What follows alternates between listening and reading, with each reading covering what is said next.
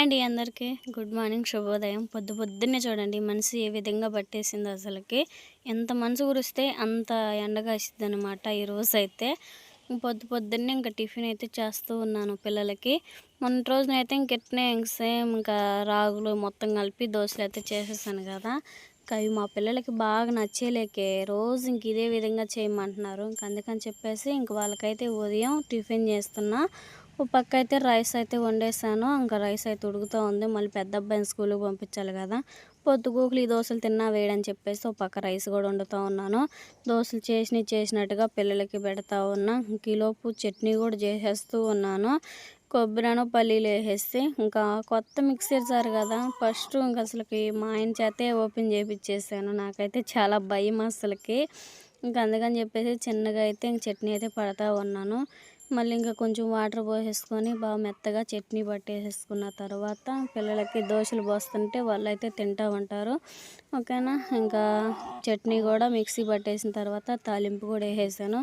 పిండి అయితే మాకు ఆ విధంగా బాగా పులిసిందనమాట. ఇంకా సోడా ఉప్పు అవి వేయాలన్నాడు బావ అయితే. నేనైతే ఏం వేయకుండా సోడా ఉప్పుతో పని లేకుండా ఇంకా ఆ విధంగా దోశలు అయితే చేస్తూ ఉన్నాను.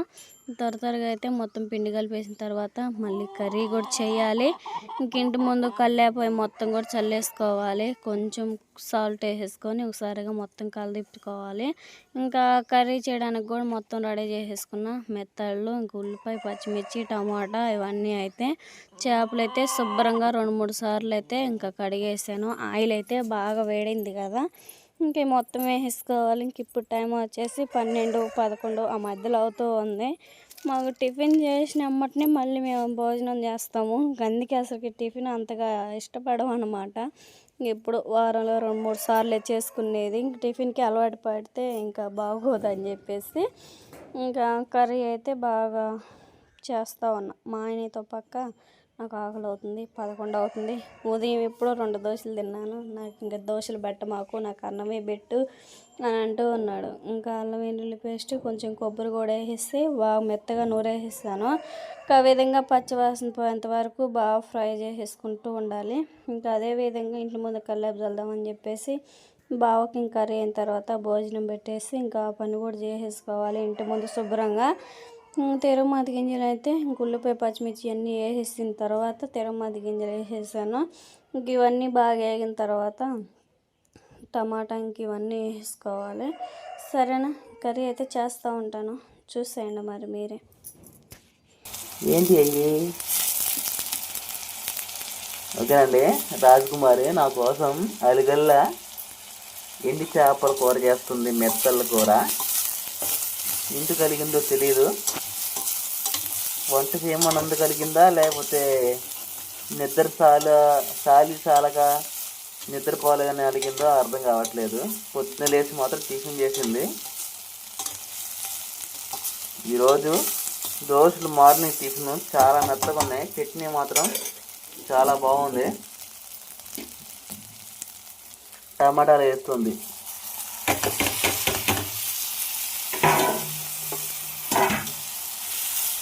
టైం వచ్చేసి 11:30 అవుతుంది. మేము ఎప్పుడైనా ఉదయం ఖచ్చితంగా భోజనం చేయాల్సిందే. అలాంటిది ఈరోజు టిఫిన్ చేయడం వల్ల ఇప్పుడు కూర వండుకోవాల్సి వస్తుంది. మాకు ఈ పద్ధతి అసలు నచ్చదు. ఒకవేళ మార్నింగ్ టిఫిన్ చేసుకున్నా కూడా ఎమ్మడిని భోజనం చేసి పనికి వెళ్ళాల్సిందే. పనికి వెళ్ళాలంటే కర్మండా భోజనం చేయాల్సిందే. కూర అయిన తర్వాత చూద్దాం.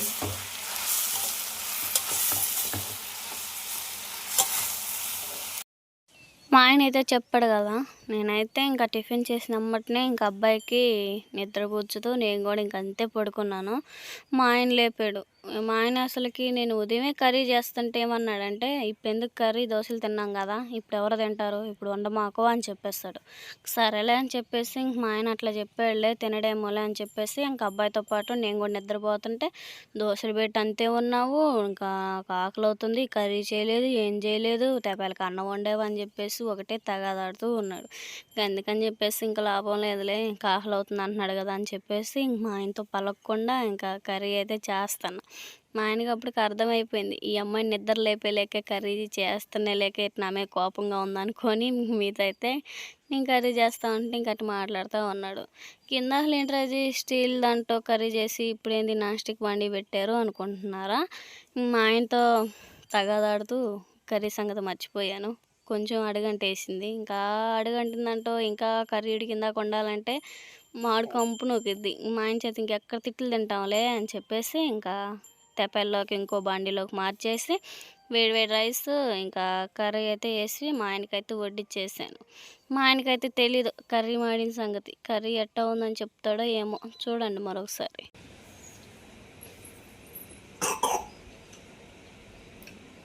ఎక్సలెంట్.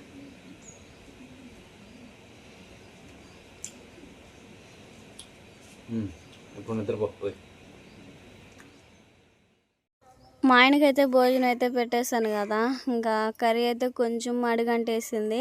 మా ఆయన ఏంటంటండి కొంచెం అన్నం అడుగంటున్నా కానీ మాడితే రాజీ అన్నం మాడింది కదా అని చెప్పేసి అమ్మటనే కనుక్కుంటాడు.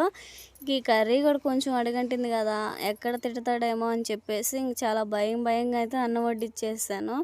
రాజీ ఎక్సలెంట్ రాజీ చాలా బాగుంది అనేసాడు. ఇంకా కర్రీ కొంచెం స్మెల్ కూడా రాలేదనుకుంటా. బాగుందంటే బాగుందని చెప్తాడు, బాగలేకపోతే యావరేజ్ అంటాడు. ఇంకా అందుకని చెప్పేసి మా ఆయన ఇంకా నన్ను బాగా పొగిడేసేలేకే నాకైతే ఇంక నిద్ర మంపు కూడా ఎగిరిపోయింది అనమాట. అందుకని చెప్పేసి ఇంకా ఇంటి ముందు యాప చెట్టు ఉంది కదా, యాప చెట్టు ఆకు మొత్తం అయితే రాలి ఇంకా చండాలంగా ఉంది. అందుకని చెప్పేసి పెద్ద అబ్బాయిని స్కూల్కి పంపించాను కదా, సుహాస్ని ఇంకా అంగన్వాడీకి వెళ్ళింది. బొడ్డాయి అయితే ఇంకా ఆడుకుంటూ ఉన్నాడు. ఇంక ఈ మధ్య అయితే ఇంకా ఆకు మొత్తం బాగా రాలుతుందని చెప్పేసి ఊడ్చేసుకొని వాటర్ పట్టేసేసి ప్యాడ్ వేసుకొచ్చేసి కల్లేపు చల్దామని చెప్పేసి చేస్తూ ఉన్నాను. బావ అయితే ఇంకా ఎడిటింగ్ చేసుకోవటం ఇంకా అట్టా చేస్తూ ఉన్నాడు. ఓకేనా, ఇంటి ముందు అయితే శుభ్రంగా కసుబుట్ చేసుకొని పైప్తో నీళ్ళు పట్టేసేసి ప్యాడ్ వేసుకొచ్చుకొని కల్లేపు చల్లి ఇంకా అంట్లు బట్టలు సాయంత్రం పనులు కూడా అన్నీ చేసేసుకుంటే సింపుల్గా ఉంటుంది. మళ్ళీ పిల్లలకి టిఫిన్ పోసేయాలి. ఇంకా మొన్నటిదాకా అయితే మిక్సీ లేదులే అని చెప్పేసి ఇంకేం చేయలేదు. మిక్సీ ఉంది కదా పిల్లలకి, ఇంకా మేమిద్దరం ఇంటికాడనే ఉంటున్నాం, కయ్యి చేసుకొని తింటే బాగుండదులే అని చెప్పేసి చేస్తూ ఉన్నా. ఆకైతే చూడండి ఊడ్చేది ఊడుస్తుంటే పడేది పడతానే ఉంది. మా బొడ్డాయి అయితే ఇంకా ఆడుతూ ఉన్నాడు.